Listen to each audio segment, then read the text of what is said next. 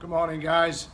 Bank holiday again. I'm just hanging about waiting for the guys to come on the training course this morning, so I just thought I'd give you another little post after the positive feedback we got back yesterday. I'll keep going till you get fed up.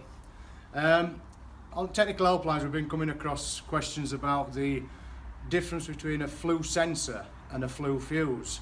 Well, these two devices look identical, but they're a million miles apart. This one is a fuse and this one is a sensor, and the only way that I can determine the difference without testing with my multimeter is by when they're actually ordered and come into stock. I ask the guys to put a black felt tip mark on so we can tell the difference when we send out to stockists. But basically this device here is a sensor. How do I know it's a sensor? Because if I follow the wire down from this sensor and it comes down, down, down, down, if it goes into the printed circuit board on any boiler, then it's a sensor. And a sensor is probably the best option, because when a sensor goes to overheat, then it will attempt to try 3 times. So it'll fail, try again, fail, try again, fail, try again, and then go to a manufacturer's failure code. And this flue sensor is as it sounds. It's there to sense over temperature on the flue. So if there's a problem with, overheating, or a bad combustion issue, or a flue problem, then that's when that device will kick in. So just to give you an idea, a flue sensor, as it's stood in my hand as such, at room temperature this will read around 10K, and I've no reason to think that that's any different across other types of boilers. So 10K on that sensor. Now then we come on to a flue fuse. Now on an old atmospheric appliance, this device is a flue fuse. And how can I tell? How can you tell when you're on site that it's a flue fuse or a sensor?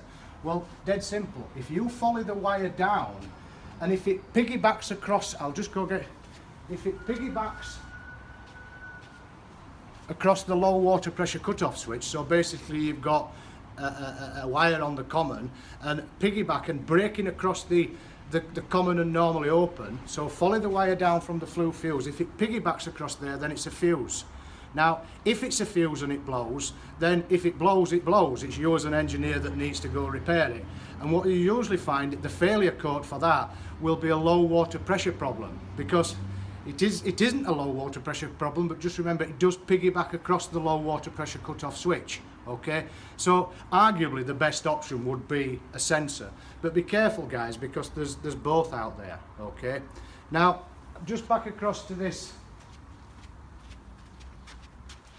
Premix appliance. What we've got here, sorry Becky, I'll let you get in there. What we've got here, we've got the low water pressure cutoff switch here, and here we've got the, if you like, the flow switch, or the pump proving switch, or the differential switch. It links back around the return. Now this works like an old Giannoni type diverter valve. You've got the diaphragm, then you've got the micro switch. Now this links through the low water pressure cutoff switch. So basically, if the pump's not running, then the pump proving switch will not energize, consequently the boiler won't fire. Okay, but let's say the pump is running, but you're showing a low water pressure on this boiler. It's 28 code, you're showing low water pressure, then it could be here or it could be here.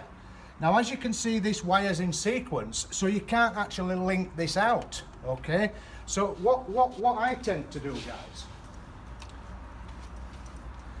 I'll check continuity across the low water pressure cutoff switch first, okay, to make sure that that's okay. And 9 times out of 10, it's not the low water pressure cutoff switch that's faulty, it's the level of debris that's sealed off the pipe. It's a dirty system, it just needs cleansing and cleaning, or a power flush. But if it proves to be okay on the low water pressure cutoff switch, I can test for continuity across this switch when it's energizing. But basically the easiest way, what I find, I just unclip the switch and I get a small screwdriver, so it's still wired in sequence. I switch the boiler on, okay, and as soon as the pump energizes, the second that pump energizes, I get my small screwdriver and I make the switch. Okay, so if I make the switch and the boiler fires, that's telling me that the switch is fine, and I've got a problem with the plunger like you'd have with an old type diverter valve. So basically, guys, it's not rocket science, it's just step by step. I hope what I'm saying is helpful to you. And as I say, the amount of posts that are coming back through, I probably won't have time to answer any questions, but by all means, come and see us on a training day at some point. Thanks a lot. Have a good bank holiday.